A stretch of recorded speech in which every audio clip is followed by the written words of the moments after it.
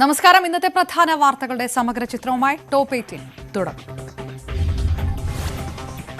സാധാരണക്കാർക്കും ഇടത്തരക്കാർക്കും വലിയ തോതിൽ ആശ്വാസമായി പൊതുബജറ്റ്.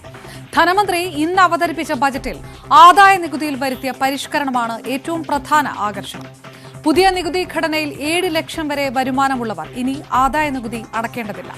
ഇതുവരെ പഴയ സ്കീമിലുള്ളവർക്ക് പുതിയത് തെരഞ്ഞെടുക്കാനായിരുന്നു അവസരമെങ്കിൽ ഇനി മുതൽ പുതിയ സ്കീമാണ് അടിസ്ഥാനം. Currently, those with income up to 5 lakh do not pay any income tax in both old and new regimes. I propose to increase the rebate limit to 7 lakhs in the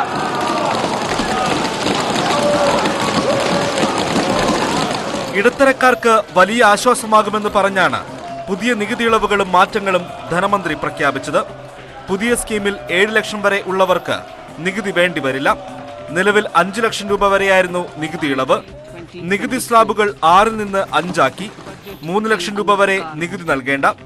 നിലവിൽ 2.5 ലക്ഷം വരെയായിരുന്നു നികുതി ഇളവ്. 3 മുതൽ 6 ലക്ഷം വരെ 5% നികുതി നൽകണം. 6 മുതൽ 9 വരെ 10%. ഈ സ്ലാബിൽ ഉൾപ്പെടുന്നവർ 45,000 രൂപ വരെ നികുതി നൽകിയാൽ മതിയാകും. 9 മുതൽ 12 വരെ 15%, 12 മുതൽ 15 വരെ 20%, 15 ലക്ഷത്തിന് മുകളിൽ 30%വുമാണ് നികുതി. The new personal income tax regime with 6 income slabs starting from 2.5 lakh.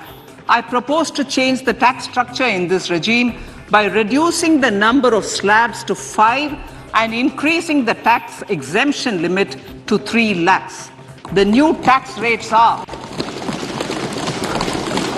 0 to 3 lakh, nil. 3 to 6 lakhs, 5%. 6 to 9 lakhs, 10%. 9 to 12 lakh, 15%. 12 to 15 lakhs, 20%. And above 15 lakhs, 30%. This will provide major relief to all taxpayers in the new regime. ഇനി മുതൽ പുതിയ സ്കീമാണ് അടിസ്ഥാനം. പഴയ scheme തുടരാൻ അനുമതി നൽകും. പഴയ സ്കീമിൽ തുടരുന്നവർക്ക് 3 ലക്ഷം രൂപ വരെയാണ് നികുതി ഇളവ്. എന്നാൽ പഴയ സ്കീമിൽ പ്രത്യേക ആനുകൂല്യങ്ങൾ പ്രഖ്യാപിക്കാത്തതിനാൽ എല്ലാവരും പുതിയ സ്കീമിലേക്ക് മാറിയേക്കും. ഇതോടെ പഴയ സ്കീമിൽ കിട്ടിയിരുന്ന പല ആനുകൂല്യങ്ങളും ലഭിക്കില്ല. ഭവന വായ്പകളുടെ പലിശയ്ക്കും വീട്ടുവാടകയ്ക്കുള്ള ആനുകൂല്യങ്ങളും ഉൾപ്പെടെയുള്ളവ പുതിയ സ്കീമിൽ ഉണ്ടായിരുന്നില്ല. ഇതെങ്ങനെ ബാധിക്കുമെന്നത് വരും ദിവസങ്ങളിലെ വ്യക്തമാകും. Budget desk, news 18. 2024 പൊതു തെരഞ്ഞെടുപ്പ് കൂടി മുന്നിൽ കണ്ടുള്ളതാണ് ധനമന്ത്രി നിർമ്മല സീതാരാമൻ അവതരിപ്പിച്ച ബജറ്റ്. മധ്യവർഗത്തെ തലോടിയും വളർച്ച, തൊഴിലവസരങ്ങൾ സൃഷ്ടിക്കൽ എന്നിവയിൽ ഊന്നൽ നൽകിയുമുള്ള ബജറ്റ് ഇത് വ്യക്തമാക്കുന്നത്. ലോക്സഭാ തെരഞ്ഞെടുപ്പിന് 1.5 വർഷത്തിൽ താഴെ മാത്രം സമയം. 9 സംസ്ഥാനങ്ങളിൽ ഈ വർഷം നിയമസഭാ തെരഞ്ഞെടുപ്പ്. ധനമന്ത്രി നിർമ്മല സീതാരാമൻ അവതരിപ്പിച്ച ബജറ്റിൽ തെരഞ്ഞെടുപ്പ് മുന്നിൽ കണ്ടുള്ള നിരവധി പ്രഖ്യാപനങ്ങൾ. മധ്യവർഗത്തിന്റെ കയ്യടി ഉറപ്പാക്കിയ ആദായ നികുതി പരിധി ഉയർത്തിയതാണ് ഇതിൽ പ്രധാനം. ആദായ നികുതി ഇതിനു മുൻപ് പരിഷ്കരിച്ചത് 9 വർഷം മുമ്പ് 2014 ബജറ്റിലായിരുന്നു. വിവിധ മേഖലകളിൽ തൊഴിലവസരങ്ങൾ സൃഷ്ടിക്കുമെന്നതാണ് മറ്റൊരു പ്രഖ്യാപനം. An agriculture accelerator fund will be set up to encourage agri startups by young entrepreneurs in rural areas. The fund will aim at bringing innovative and affordable solutions for challenges faced by farmers. It will also bring in modern technologies to transform agricultural practices, increase productivity and profitability. തെരഞ്ഞെടുപ്പ് നടക്കാനിരിക്കുന്ന സംസ്ഥാനങ്ങൾക്കും നിറയെ ആനുകൂല്യങ്ങളുണ്ട്.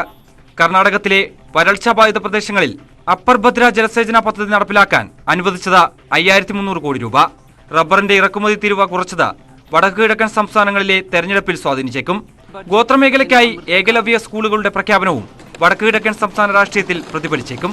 North ഈസ്റ്റിൽ ത്രിപുര അടക്കമുള്ള സ്റ്റേറ്റിൽ തെരഞ്ഞെടുപ്പ് നടക്കുന്നുണ്ട്. അവിടെയെല്ലാം ത്രിപുരയിലും റബ്ബർ ഒരു പ്രധാനപ്പെട്ട കൃഷിയാണ് ഒന്ന്. പിന്നെ കർണാടകത്തിന്റെ മലയോര പ്രദേശങ്ങളുണ്ട്. മാംഗ്ലൂരും മംഗലാപുരം, ചിക്മംഗ്ലൂർ അങ്ങനെയുള്ള പ്രദേശങ്ങളൊക്കെ റബ്ബർ കൃഷി വ്യാപകമായിട്ടുണ്ട്.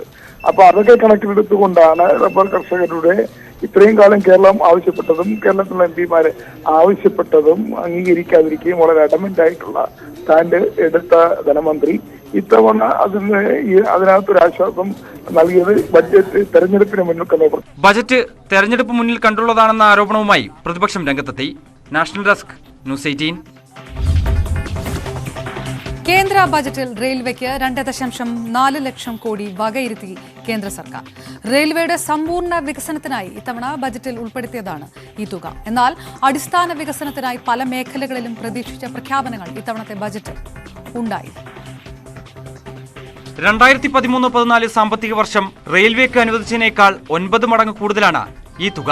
റെയിൽവേക്ക് മൂലധന ചെലവുകൾക്കായി 1.37 ലക്ഷം കോടി രൂപയും റവന്യൂ ചെലവുകൾക്കായി 3267 കോടി രൂപയും ബജറ്റിൽ അനുവദിച്ചു. റെയിൽവേയുടെ സമഗ്ര വികസനം ലക്ഷ്യമിട്ടാണ് ഇത്രയും വലിയ തുക അനുവദിക്കുന്നതെന്നും ധനമന്ത്രി നിർമ്മല സീതാരാമൻ പറഞ്ഞു. A capital outlay of 2.40 lakh crores has been provided for the railways. This highest ever outlay is about 9 times the outlay made in 2013-14. രാജ്യത്ത് 50 പുതിയ വിമാനത്താവളങ്ങൾ നിർമ്മിക്കുമെന്നും ബജറ്റിൽ പ്രഖ്യാപിച്ചു. ഹെലിപാഡുകൾ, വാട്ടർ എയറോ ഡ്രോണുകൾ, ലാൻഡിംഗ് ഗ്രൗണ്ടുകൾ എന്നിവ നവീകരിച്ച് വ്യോമഗതാഗത സൗകര്യങ്ങൾ വർദ്ധിപ്പിക്കും. ഇതിനായി 75,000 കോടി രൂപ വകയിരുത്തി. 50 additional airports, heliports, water aerodromes and advanced landing grounds will be revived for improving regional air connectivity. നഗരവികസനത്തിനായി പ്രതിവർഷം 10,000 കോടി വീതം നീക്കിവെക്കുമെന്ന സുപ്രധാന പ്രഖ്യാപനവും ബജറ്റിലുണ്ട്. PM ആവാസ് യോജനയ്ക്ക് 79,000 കോടി വകയിരുത്തി. ആരോഗ്യമേഖലയിൽ ചില പ്രഖ്യാപനങ്ങൾ ഒഴിച്ചു നിർത്തിയാൽ പ്രതീക്ഷിച്ച പ്രഖ്യാപനങ്ങൾ ഇത്തവണയും ഉണ്ടായില്ല. News desk news 18. അണിഞ്ഞൊരുങ്ങാൻ ചെലവ് കൂടുമെന്നതാണ് ഈ ബജറ്റിന്റെ മറ്റൊരു സവിശേഷത. പുകവലി ശീലമുള്ളവർക്കും കീശ കീറും. അടുക്കളയിൽ ഇലക്ട്രിക് കിച്ചൺ, ചിമ്മിനി വെക്കാൻ ഉദ്ദേശിക്കുന്നവർ അധിക തുക വകയിരുത്തും. നിർമ്മല സീതാരാമന്റെ 5ാമത്തെ സമ്പൂർണ്ണ ബജറ്റിൽ ആഭരണങ്ങൾക്ക് മാറ്റി കൂടുകയാണ്. വിലയുടെ കാര്യത്തിലാണെന്ന് മാത്രം. സ്വർണത്തിന്റെയും വെള്ളിയുടെയും ഇറക്കുമതി തീരുവ കൂട്ടി.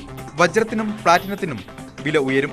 ഇനി ഇമിറ്റേഷൻ ധരിക്കാമെന്ന് കരുതുന്നവർക്കും ആശ്വാസത്തിന് വകയില്ല. ഇമിറ്റേഷൻ ആഭരണങ്ങൾക്കും വില ഉയരും.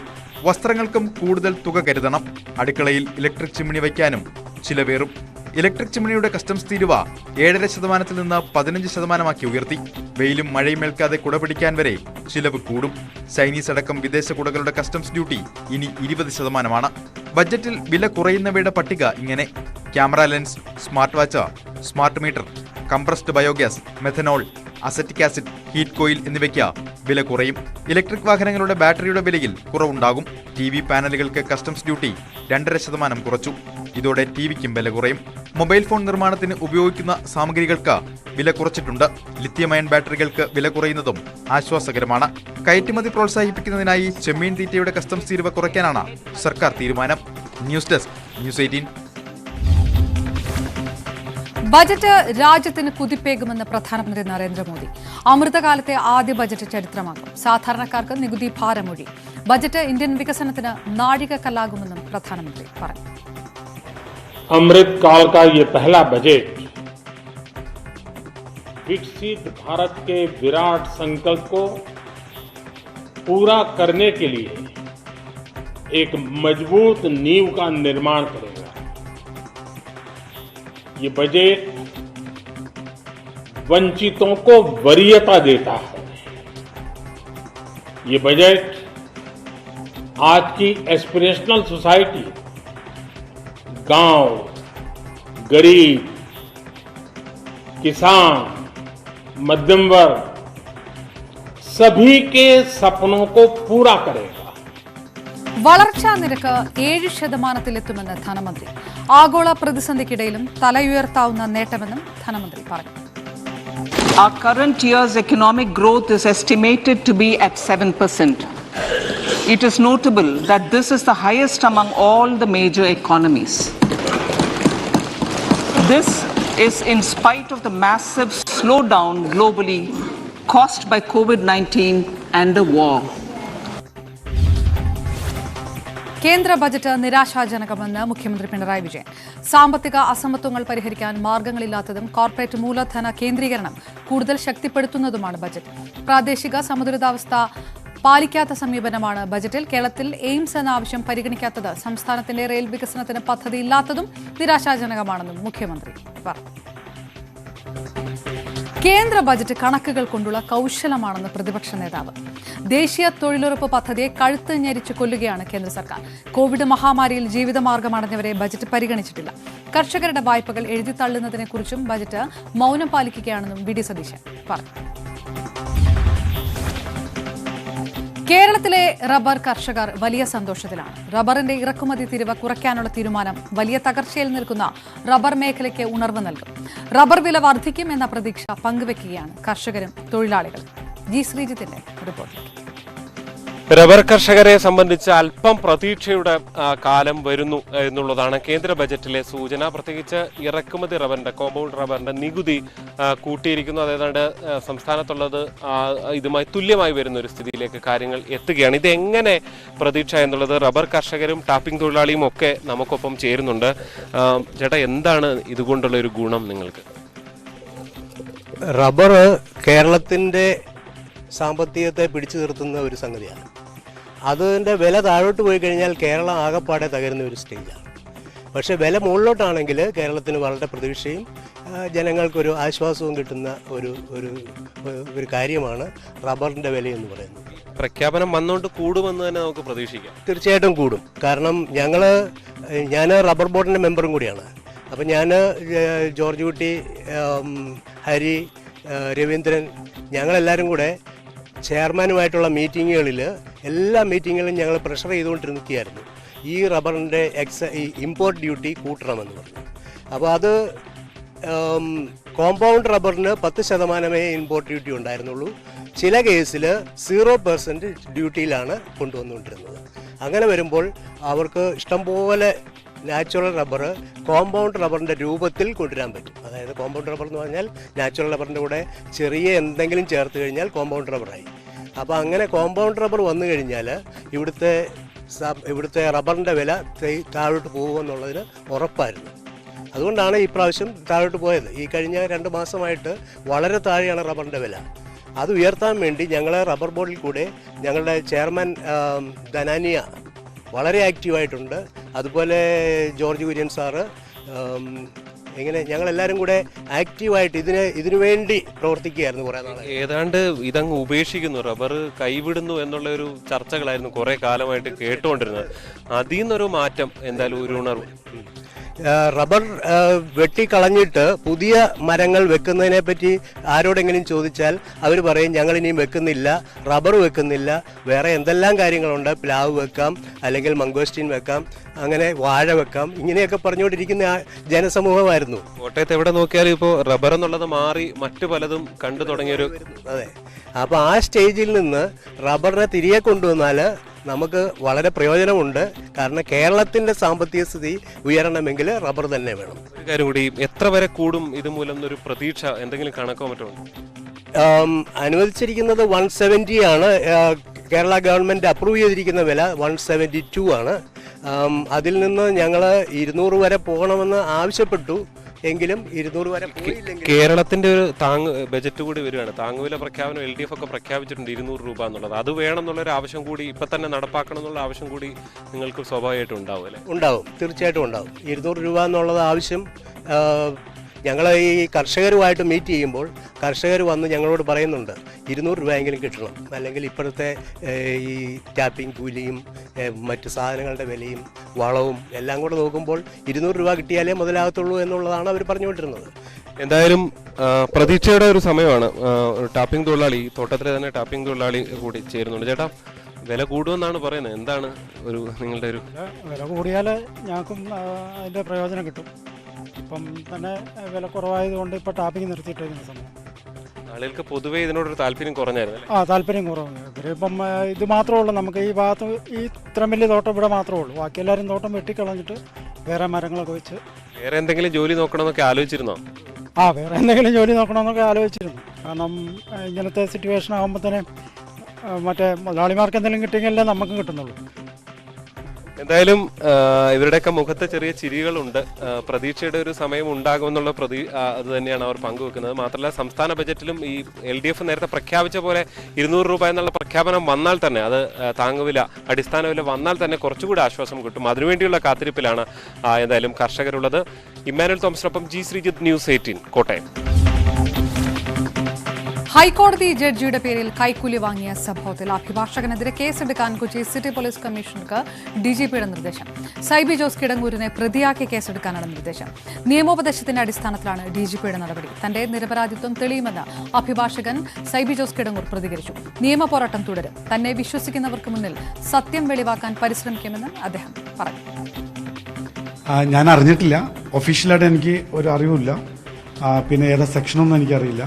പക്ഷേ അന്വേഷണം ഉണ്ടെങ്കിൽ തീർച്ചയായിട്ടും ഞാൻ സ്വാഗതം ചെയ്യുന്നു. കാരണം വെച്ചാൽ ഈ അന്വേഷണത്തിൽ എനിക്കെതിരെയുള്ള ഗൂഢാലോചന പുറത്തു വരുമെന്ന് തന്നെയാണ് എൻ്റെ വിശ്വാസം. അതിലൂടെ ഞാൻ മാത്രമല്ല സംരക്ഷിക്കപ്പെടുക, ജുഡീഷ്യറിയും സംരക്ഷിക്കപ്പെടുന്ന എൻ്റെ വിശ്വാസം. കാരണം ഈ ഒരു പ്രവണത ഒഴിവാക്കേണ്ടതാണ്. വ്യക്തിപരമായിട്ട് എന്നെ എതിർക്കുന്ന 3-4 അഭിഭാഷകരുടെ തലയിൽ വിരിഞ്ഞ ബുദ്ധിയാണ് എൻ്റെ ഇലക്ഷൻ സമയത്ത്.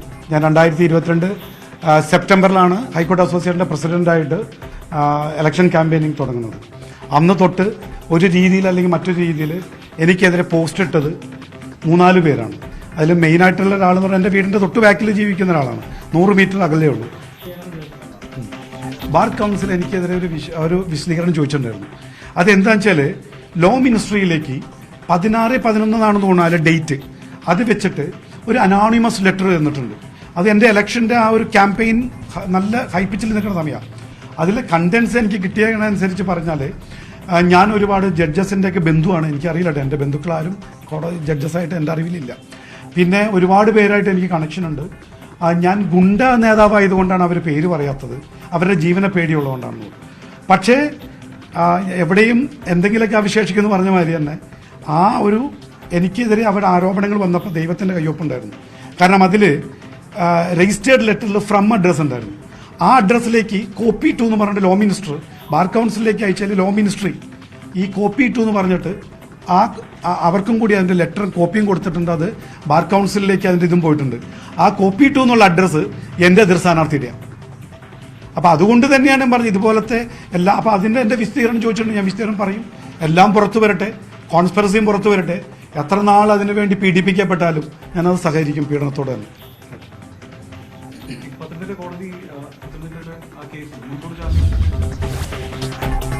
23 ഉദ്യോഗസ്ഥർക്കെതിരെ വിജിലൻസ് അന്വേഷണത്തിന് ഉത്തരവിട്ടതായി മുഖ്യമന്ത്രി.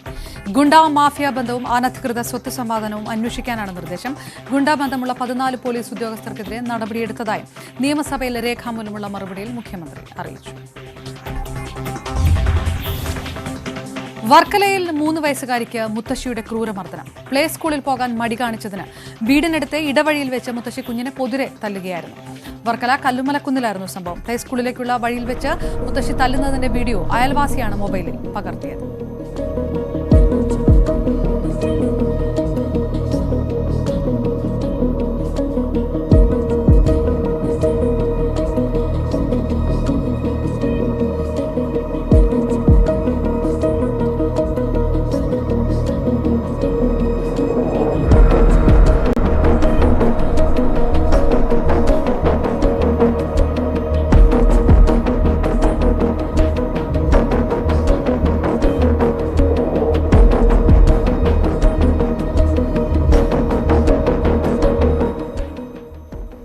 തിങ്കളാഴ്ച രാവിലെ നടന്ന സംഭവത്തിന്റെ വീഡിയോ ദൃശ്യം പിന്നീട് സമൂഹ മാധ്യമങ്ങളിൽ പ്രചരിച്ചു. നാട്ടുകാർ പിന്നീട് പോലീസിൽ പരാതിപ്പെട്ടു. ബാലാവകാശ നിയമപ്രകാരം പോലീസ് കേസെടുത്തു. കൊച്ചെപ്പോഴും ഇവിടെയാണ്. ഇവിടെ ഇവർ തൊഴിലുറപ്പിന് പോയാലും അങ്ങ് 13-ാം വാർഡിൽ വരെ ഈ കൊച്ചിനെ കൊണ്ടുപോകും. അപ്പോൾ ജോലി സ്ഥലത്ത് തന്നെ എല്ലാവരും വഴക്കാണ്, ഈ അമ്മ ഇങ്ങനെ വയ്യാത്ത അമ്മ കൊണ്ടുപോകണത്. അല്ല, മെനിങ്ങാന്ന് ഞാൻ PHC പോകാൻ ഇവിടെ എത്തിയപ്പോഴാണ് സുനിതയുടെ ഭർത്താവ് കൊണ്ടുവന്ന് വീഡിയോ കാണിച്ചിട്ട് വന്ന്, ചേച്ചി ഇത് കണ്ട ഈ കൊച്ചിനെ എടുത്തിട്ട് അടിച്ചതാണ്, എന്തോന്ന് ചെയ്യട്ടെന്ന് ചോദിച്ചു. അപ്പം ഞാൻ പറഞ്ഞു ഞാനൊന്നും പറയുന്നില്ല എന്ന് പറഞ്ഞ് ഞാനങ്ങ് പോയി. അമ്മക്കൊന്നും അവരുടെ അടുത്തൊന്നും ചോദിക്കാൻ പറ്റത്തില്ല. എന്നിട്ട് പിന്നെ ഇന്നലെ വൈകിട്ടും ഈ കൊച്ചിനെ എടുത്തിട്ട് അടിച്ചെന്ന്. അങ്ങനെ ഇന്നലെ അടിച്ചതിന്റെ പേരിലാണ് വീഡിയോ വൈറലാക്കിയതും ഒരു കേസ് കൊടുത്തതും. ഈ അമ്മമ്മയ്ക്ക് മാനസിക പ്രശ്നം ഉള്ളതായിട്ട് അറിയുന്നില്ല.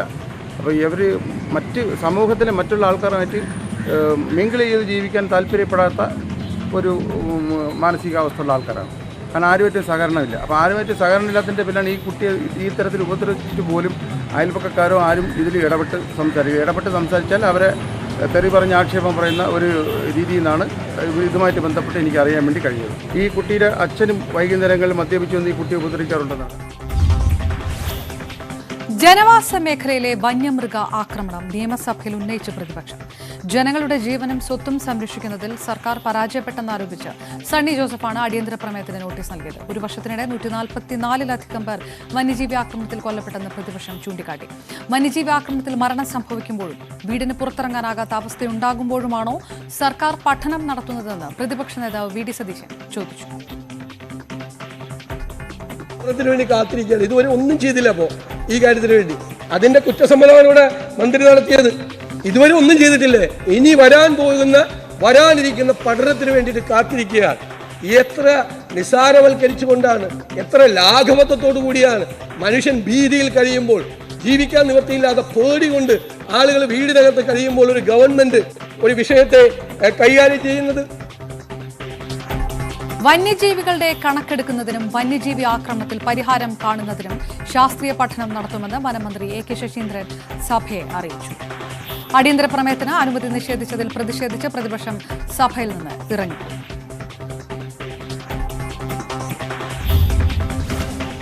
വയനാട് നെന്മേനി പാടിപ്പറമ്പിൽ സ്വകാര്യ തോട്ടത്തിൽ കടുവയെ ചത്ത നിലയിൽ കണ്ടെത്തി. പൊന്മുടി കോട്ടഭാഗത്ത് ഭീതി പരത്തിയ കടുവയാണെന്നാണ് കരുതുന്നത്. കുരുക്കിൽപ്പെട്ട് ചത്ത നിലയിലായിരുന്നു കടുവയുടെ ജഡം കണ്ടത്.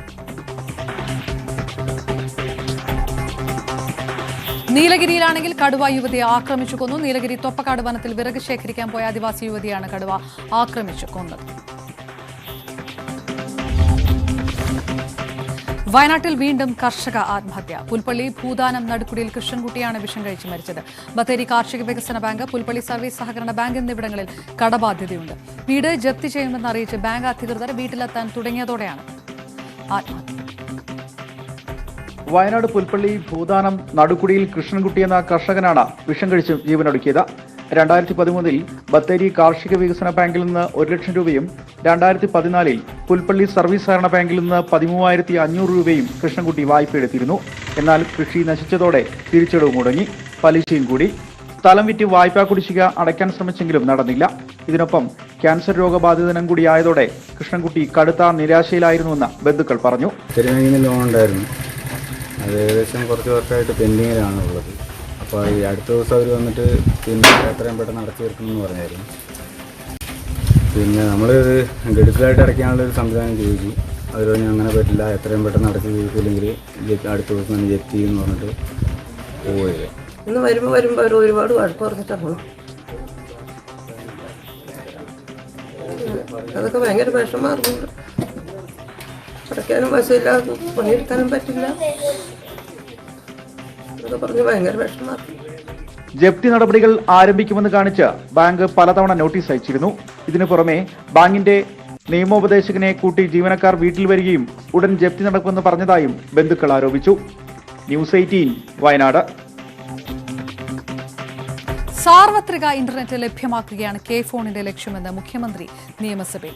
ഒരു നിയോജക മണ്ഡലത്തിൽ 100 BPL കുടുംബങ്ങൾക്ക് സൗജന്യ ഇന്റർനെറ്റ് നൽകും. 7556 കിലോമീറ്ററിൽ 6510 കിലോമീറ്റർ കെ ഫോൺ ശൃംഖല പൂർത്തിയായെന്നും മുഖ്യമന്ത്രി അറിയിച്ചു. സർ, നമ്മുടെ സംസ്ഥാനത്ത് ഇന്റർനെറ്റ് ഒരു അവകാശമായി പ്രഖ്യാപിച്ചതാണ്.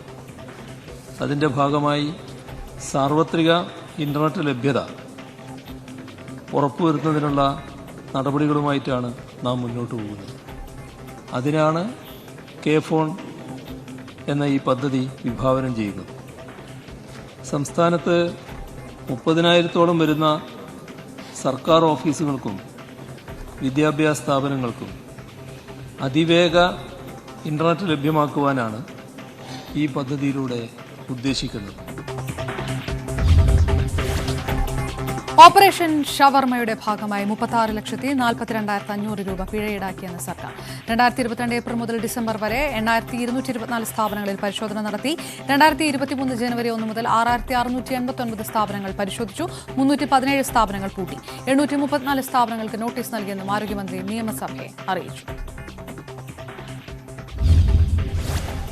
തിരുവനന്തപുരം പാറശാല ഷാരോൺ വധക്കേസിൽ മുഖ്യപ്രതി ഗ്രീഷ്മയുടെ അമ്മാവൻ നിർമ്മലന് ജാമ്യം. ഉപാധികളോടെയാണ് തിരുവനന്തപുരം ജില്ലാ പ്രിൻസിപ്പൽ സെഷൻസ് കോടതി ജാമ്യം അനുവദിച്ചത്. 6 മാസത്തേക്ക് പാറശാല പോലീസ് സ്റ്റേഷൻ പരിധിയിൽ പ്രവേശിക്കരുതെന്നാണ് പ്രധാന ഉപാധി.